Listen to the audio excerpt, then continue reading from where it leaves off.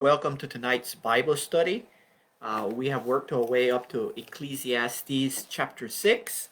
Um, I'll go ahead and read the passage and then we will discuss it.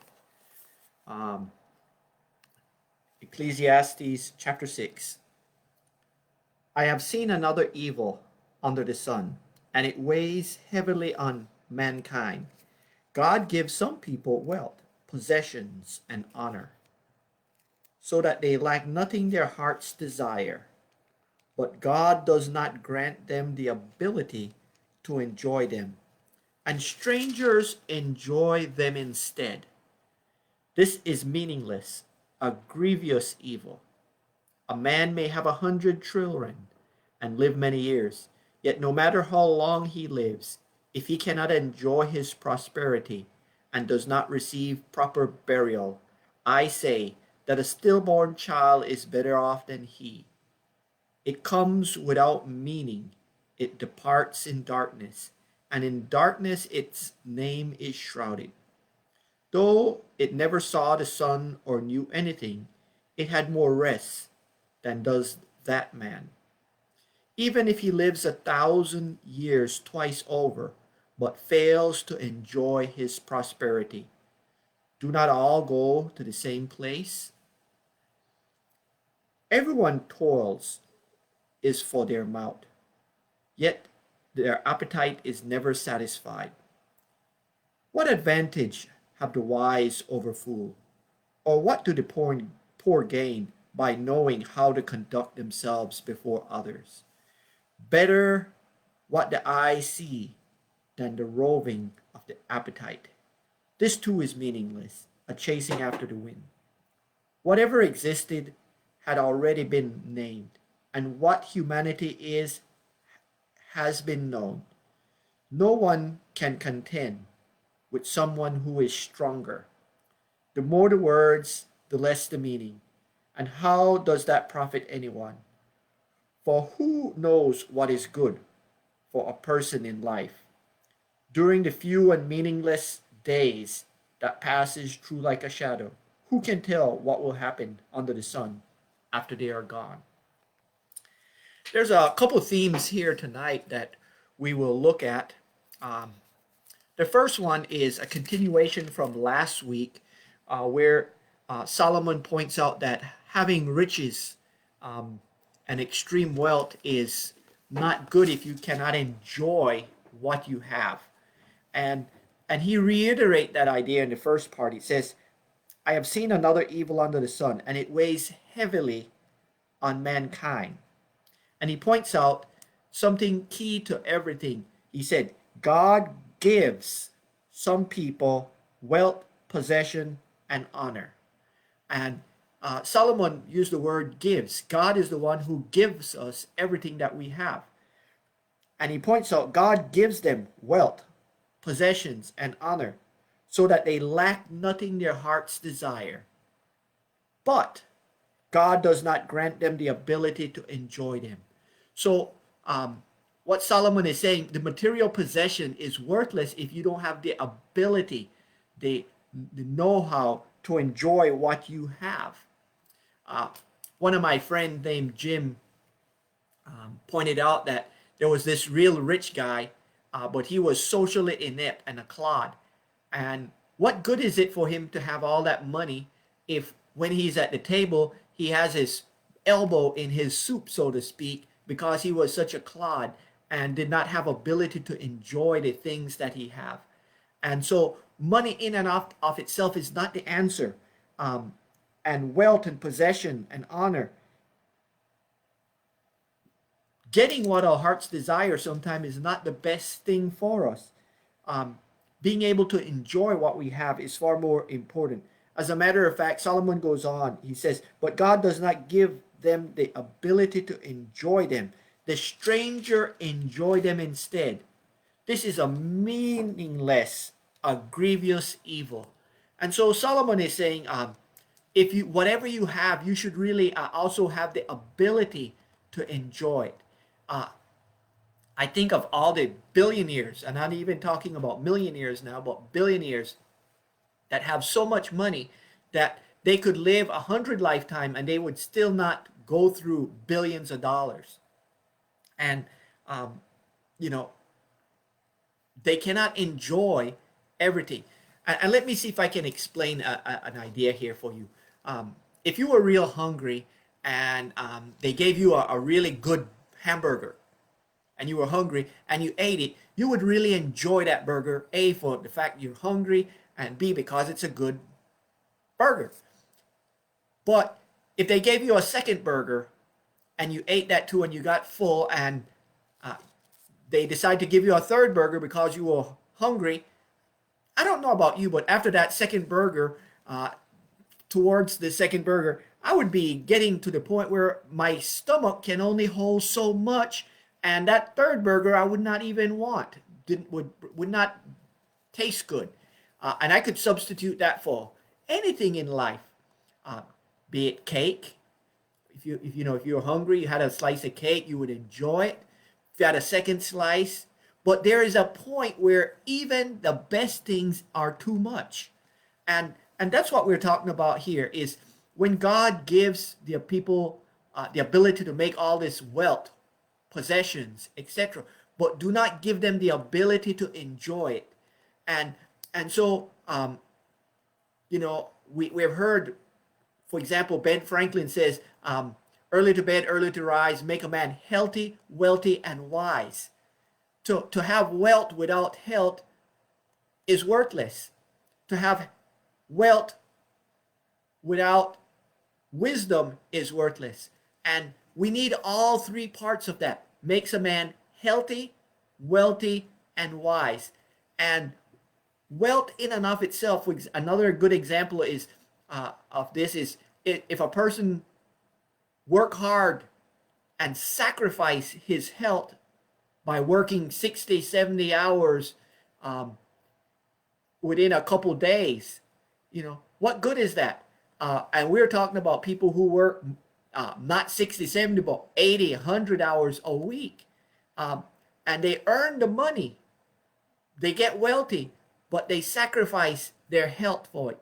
I don't know about you, but if I had to choose between health and wealth, I would choose health.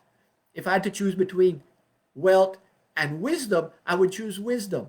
And over again, we need to understand that's what it says. What good is it if they don't have the ability to enjoy it? He goes on and says, it's not just possessions, but life itself. Picking up at verse 3, it says, a man may have 100 children and live many years. Yet no matter how long he lives, if he cannot enjoy his prosperity and does not receive proper burial, I say that a stillborn child is better off than he. And this is a drastic example here. A child that never saw the day of light is better off than a person who had hundreds of children, all these possessions, and if he cannot enjoy what he has. He goes on and describe this child that was never born. It comes without meaning. It departs in darkness, and in darkness its name is shrouded. Though it never saw the sun or knew anything, it has more rest than does that man. And so Solomon is saying an unborn child has more rest, has more peace than a person who have all those things but does not have the ability to enjoy it. He goes on and makes quite a statement after that. He goes, if this person was super rich and he lived, verse 6, even if he lived 1,000 years twice over, but failed to enjoy his prosperity, do not all go to the same place. And he used that as a good point. And I want to talk about that for a moment, because the reality is you and I know that we live, and we know this from Proverbs where it says 70 a man live, and except by strength, So normally the life cycle of a human being was about 70 years. And if we live beyond 70, that was a blessing from God. But we see as we look at the Bible itself about how long a person lived, Not a single person have lived 1,000 years. That include the oldest person that ever lived, which is Methuselah. He lived close to it, 984. But here's the point: is no matter how long you live, it doesn't matter, because the length of time of our lives is not important. It's the quality of our lives.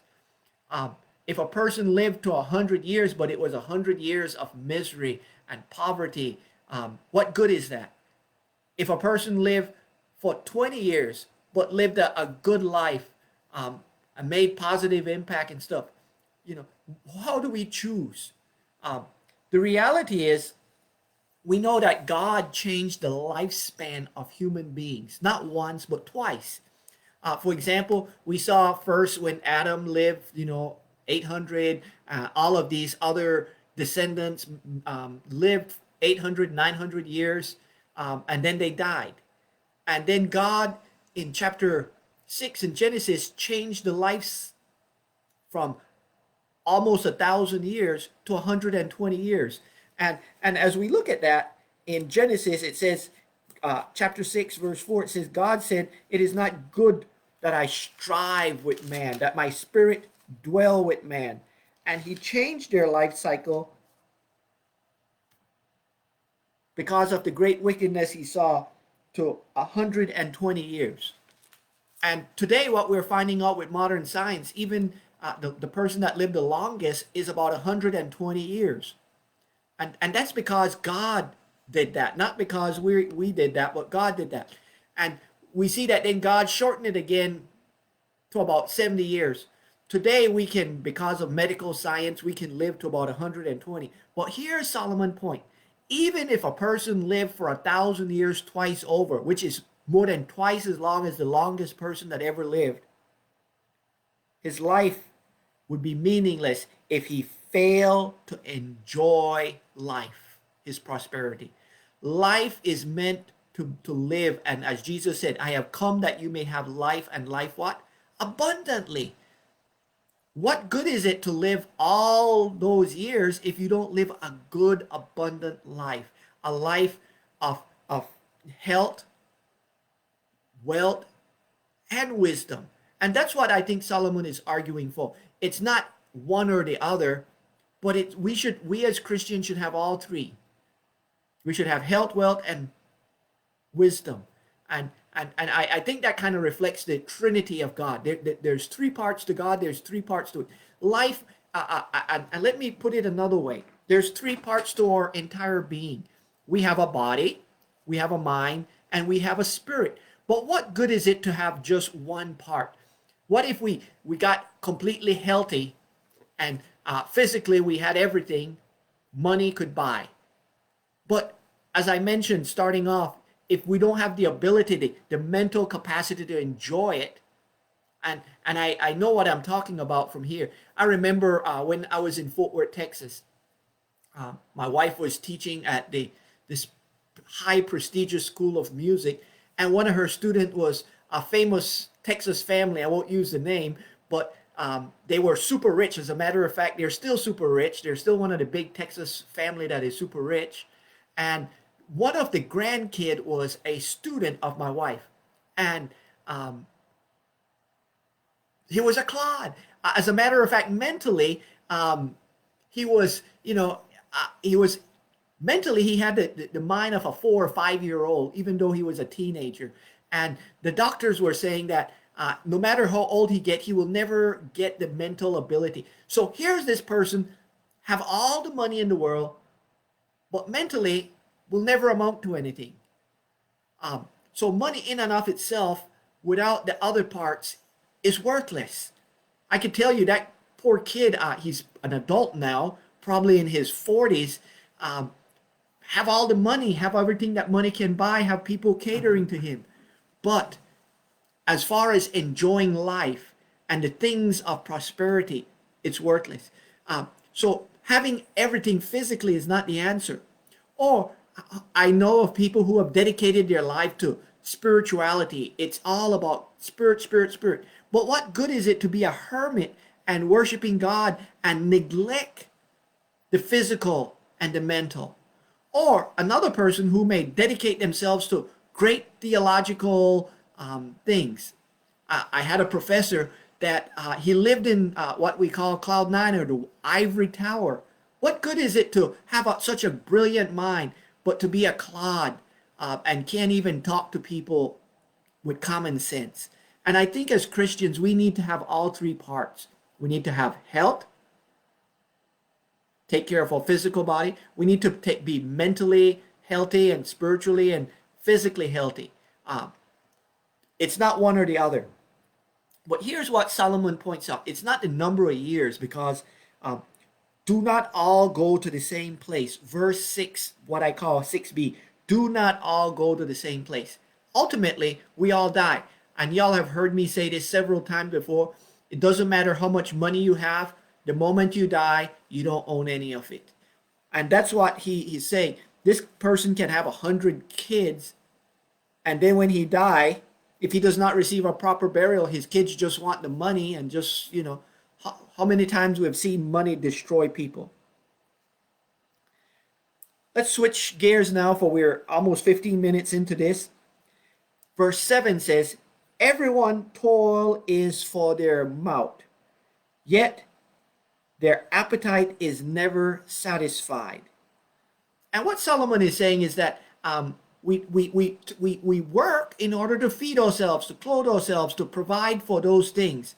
But there are people who are never satisfied.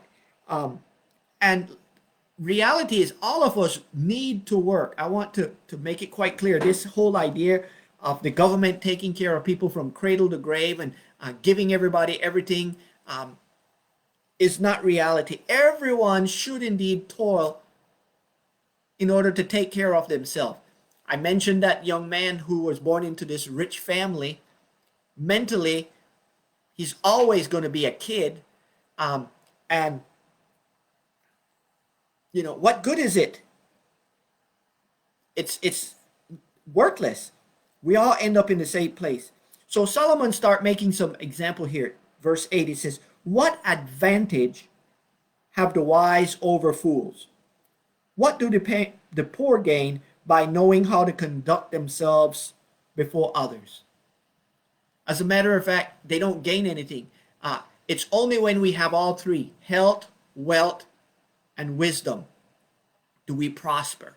And Jesus makes it quite clear, I have come that you may have life, and life abundantly. Not just spiritual life, but physical life, emotional life, mental life, all of these things. Verse 9 says, better what the eye see than the roving of the appetite. This too is meaningless, a chasing after the wind. And so Solomon points out that whenever we chase anything in life, one of these days we will die. And whatever we chase, whatever we go after, if it was just health, that's meaningless. If it's just wealth, that's meaningless. If it's wisdom, that's meaningless. Whatever we chase, in reality, we need to understand. The answer is what Jesus said, I have come that you may have life, and life abundantly. If we have faith in Jesus Christ, we have life, and life here abundantly. Solomon then switched gears in verse 10 a little bit and points out something that has been a theme of Ecclesiastes. It says, whatever exists has already been named, and what humanity is has been known. No one can contend with someone who is stronger. The more the words, the less the meaning. And how does that profit anyone?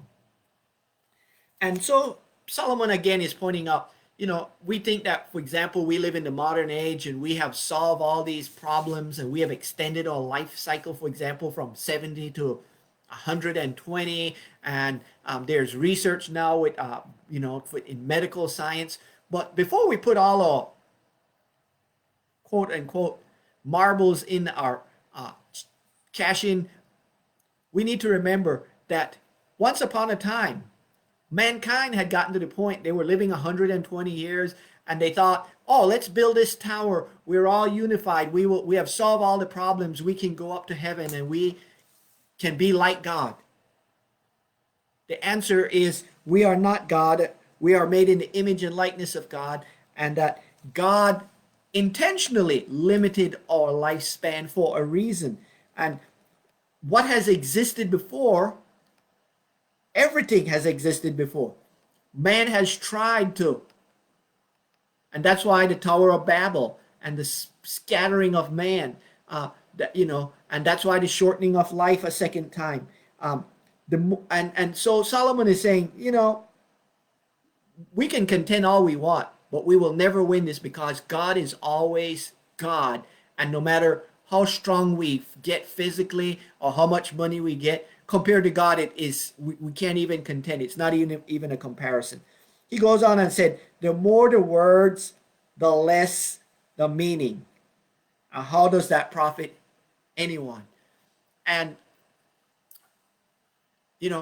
I know we are doing 30 minutes for this Bible study. I wish we had the interaction, but it's the more the words, the less the meaning. As a matter of fact, I've seen and heard preachers who have preached for an hour. I've been into different types of services as a chaplain. I not only was in charge of just Methodists, but all Christians. And I've seen services that last for hours. I've been to African American churches. And what I found out is the more the words, the less the meaning. Because there are so many words. And I don't know if y'all have noticed, but most of my sermons are usually 15 to 20 minutes. 15 to 20 minutes. And the reason for that, after a while, the human body can't take anymore. We need that rest, and part of the reason why church is structured the way it is, where we sing, we respond, we listen, we sing, because if we just had sermon, or more words, without changing it, after a while it would be meaningless. People stop listening. Today, fortunately, we have the fortunate thing where we record the service and we could listen to a part, absorb that, rewind it, re-listen, etc. But far too often, just like that burger analogy that I started with, after one burger, if you are hungry, that would be a great meal.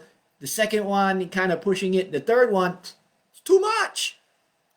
Same thing with words. Too much is too much. Too much of anything is too much. That includes wealth. Too much money. Billionaires, they have all their heart's desire. Too much is too much.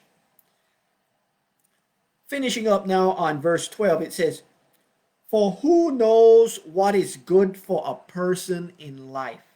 During the few and meaningless days they pass through like a shadow. Who can tell them what will happen under the sun after they are gone?" And I want for us to focus on that first part of it, because the reality is, for who knows what is good for a person in life? Far too often, one of the problems I have encountered, especially when I was at the federal prison, is here's the truth. None of us know what is good for another person in life. I've often had the problem, and I use the word problem, where people come to me and expect for me to give them answers. And I don't know what's the best answer for people. Who knows what is good for a person in life? The reality is, what's good for me may be bad for you. What's good for you may be bad for me. God did not make us all identical and equal in that sense. As a matter of fact, each and every one of us is different. We're unique. And I want to make this point, for I don't know what is good for you. I can only put forward what the Bible teaches, and you can learn from it and say, okay, I believe this, and I know this is true because of the Bible. But for me to dictate how you should live your life, or should anybody try to dictate how you should live your life, is wrong. And let me use my kids as an example. For me to tell them, okay, this is your life's plan. And I don't know how many of you have ever seen the movie The Prince. It's on Netflix, The Prince, um, and it's a story of this prince on the thing. But the old man took this little girl, but the mother had this little girl with a life plan where each and every day was planned out for her life, what she's going to do, what she's going to study, when she's going to do anything, and there was no time for play. And the point was, nobody knows what's good for another person as far as life. Um, uh, I read in a book, As a Man Thinketh, by James Allen, that the strong man can help the weak man, but there are certain things that the weak man have to do for himself. And that's my point here. We don't know entirely what is the right answer for anybody else. We can only know the answer for ourselves. The only other answers that I would ever tell anybody is what the Bible teaches, and that is that God loves you, that He sent His Son to die for you, if you accept by grace through faith. But as far as how to live your life, who to marry, what school to go to, what job to take, God made us unique. That is your choice. And yet at the same time, there are people who want to dictate how you should live your life, what you should do, etc. And I know I'm over time because it's a part of those things that I'm looking at. But I agree with Solomon. It says, for who knows what is good for a person in life during the few meaningless days that we pass through like a shadow. We don't live 1,000 years, and even if we did, nobody can dictate to you, to me, what we should do with life. The only thing I can say is have faith in God through Jesus Christ. That's the only advice I will give people. And, but who they marry, what job, all those things, people need to decide that for themselves. I'll end it with that as I'll get ready for confirmation.